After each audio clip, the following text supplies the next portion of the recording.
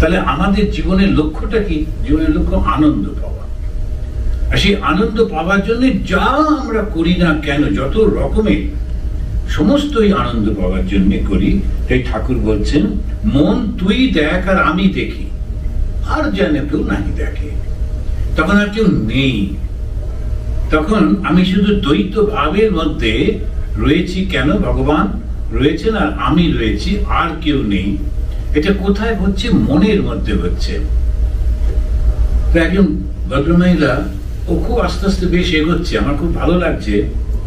উনি বলছেন যে আমার একটা সমস্যা হয়েছে, ধ্যান ছেড়ে উঠতে ইচ্ছে করে না, কিন্তু কত কাজ, ওগুলো তো করতে হবে। আমি বললাম, বলো কি? আমি তো ধ্যানে বসতে পারি না, আর তুমি। এখন এই যে সত্যি সত্যি ও জব করে, কেউ নেই, একা থাকে, ওই জবটাকে আঁকড়ে ধরে রয়েছে। আর সমাজে নানান রকমের লোকেরা কথাবার্তা, ও ভয় পায়, মিশতে পারে না, কিন্তু ওর একটাই মাত্র অবলম্বন জব। তো ওই জবটাকে ধরে ভগবানের নাম করে চলেছে, জব করে চলেছে, করতে করতে এমন জায়গায় পৌঁছেছে আর জব ছাড়া থাকতে পারে না, আর মানে ধ্যান থেকে উঠতে ইচ্ছে করে না। এখন হচ্ছে কি, একটা অবস্থা আসবে যখন ওর পুরো মনটা আনন্দে ভরে যাবে। একটু একটু করে ওর সঙ্গে অনেকদিন ধরে কথা বলছি তো, দেখছি ওর সমস্ত অন্য ভয়গুলো কেটে যাচ্ছে, ভুল ধারণাগুলো চলে যাচ্ছে। এই ঠাকুর বলবেন যে এটা করলে কি হয়। এখানে উনি বলতে গিয়ে দেখছেন, প্রথমে বানান করে করে লিখতে হয়, তারপরে অমনি অমনি টেনে যাও। কিনা উদাহরণ দিলেন, যখন আমরা শাস্ত্র পড়ছি, শাস্ত্রে বলছেন এরকম করতে হয়, ওরকম করতে হয়। একটু আগে ভগবত গীতা, ওই মিনিয়াসোটা ওদের একটা গ্রুপ আছে, ওরা গীতা পাঠ করে অনলাইনে। পড়তে গিয়ে এই ভগবত গীতাতে অর্জুন বলছেন যে আমি মনটাকে সংযত করব কি করে, এটা তো সম্ভব না। তখন ভগবান বলছেন, অভ্যাসেন তু কৌন্তেয় বৈরাগ্যেন চ গৃহ্যতে। অভ্যাস আর বৈরাগ্য। বৈরাগ্য মানে কি? যেটা আমার ভীষণ মনটাকে ঈশ্বর থেকে দূরে নিয়ে যায়, ওকে ত্যাগ করা। প্রথমে আমি উদাহরণ দিচ্ছিলাম, আমাদের আন্দামানে একজন তত্ত্ববাবু বলে লোক ছিলেন, আপেল দেখলে রেগে একদম কেই ফলটা নেচে, কেন এটা খায় লোকে, করে ভীষণ চেঁচামেচি করতে, ওকে দিলে তো প্রায় মারতে যেত। আমি বললাম, হঠাৎ আপনার এত রাগ কেন আপেলের উপর? মনে হয় আপেলটাই আমার দুর্বলতা। আমি ওই ইয়েতে গেছিলাম, গয়াতে গিয়ে ওই আপেলটা দিয়ে এসেছি। এখন আপেল দেখলে এমন লোভ হয়, কখন আবার খেয়ে ফেলবো, অথচ ভগবানকে কথা দিয়েছি খাবো না, ওই জন্যই দূর দূর করি। এখন সত্যি সত্যি যে জিনিসটা আমাকে ভীষণ টানে, ওকেই দূর করে দিতে হয়, তা না হলে গোলমাল হয়ে যায়। কিংবা ওই ঠাকুরের আর একটা জিনিস আছে, তিনি বলছেন ওকেই ভগবান বলে দেখতে হয়। তখন এই যে মনটাকে টার্ন করে, একজন যখন বললেন, আপনি আমাকে গোপালের ধ্যান করতে বলেছেন বা ভগবানের ধ্যান করতে বলেছেন, কিন্তু আমি যেই চোখ বুঝি আমার নাতির মুখটা ভেসে ওঠে, নাকি ভাইপো, আমি ঠিক মনে পড়ছে না, ভাইপো। তখন উনি বললেন যে তুমি ওকেই তুমি ভগবান বলে চিন্তা করো, ওকেই ওই ভগবান রূপে। মন তো যেমন চিন্তা করবে তেমন হবে। সেই জন্যই মানুষ হচ্ছে মনেই বদ্ধ, মনেই মুক্ত। বারংবার এই কথাটা এখন আমার মনে হচ্ছে যে আসলে শরীরটা আমাদের একটা জাস্ট জায়গা যেখানে মনটাকে রাখা আছে। এবার এই শরীরটা খুব একটা সুস্থ টুস্থ রাখতে হয়, তার কারণ মনটাকে কাজে লাগাতে হবে, তো সেই জন্য এটাকে সুস্থ রাখতে হয়। তাই না? ওই পর্যন্ত, এছাড়া আর কোনো কিছু নেই। তিনি বলছেন সাধন অবস্থায় শুনতে হয়, তারপরে জ্ঞানের জন্য আর বই পড়তে হয় না, ভেতর থেকে জ্ঞান আসে। তার প্রমাণ উনি স্বয়ং, শ্রীরামকৃষ্ণদেব স্বয়ং।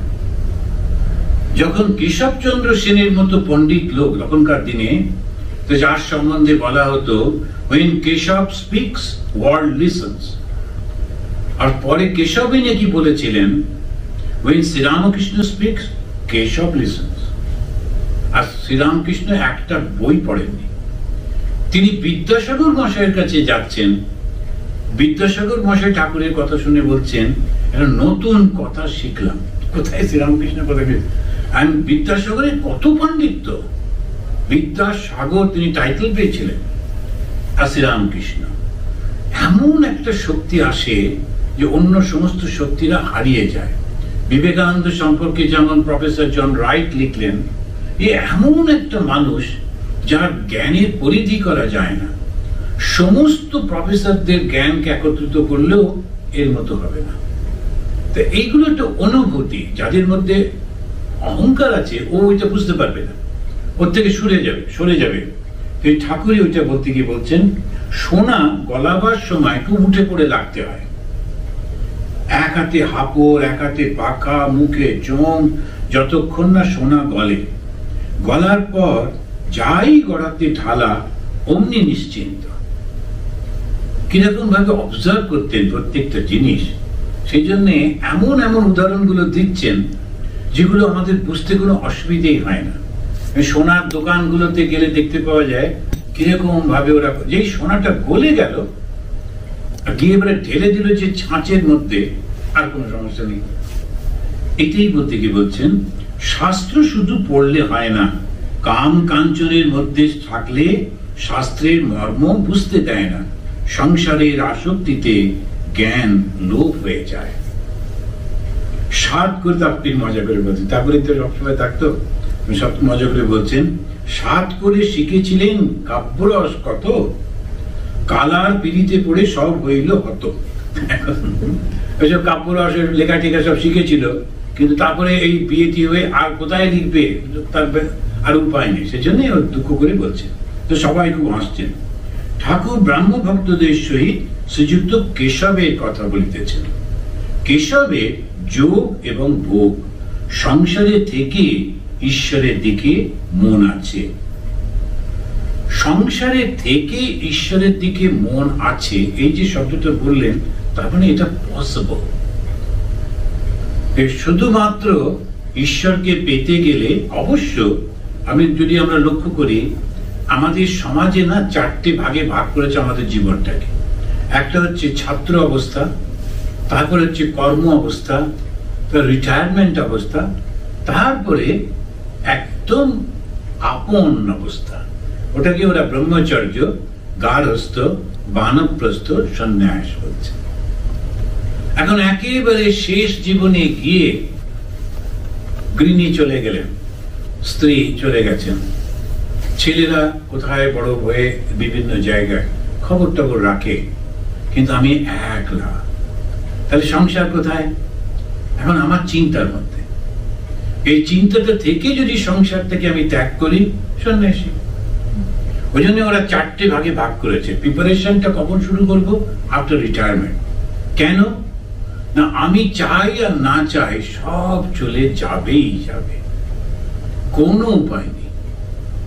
এই সমস্ত কিছু চলে যাবে যখন, তখন নিজে থেকে দিয়ে দেওয়া ভালো।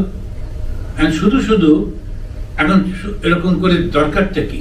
যেই বিচারটা করছি যে ছেড়ে তো দিতেই হবে, তাহলে মন থেকে ধীরে ধীরে যদি আমি অ্যাটাচমেন্টটাকে উঠিয়ে নিতে পারি, তাহলে সমস্ত সমস্যা মিটে যাবে।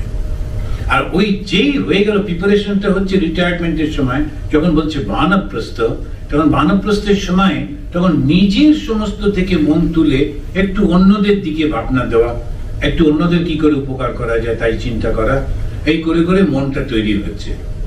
আর মন তৈরি হচ্ছে বুঝবো কি করে?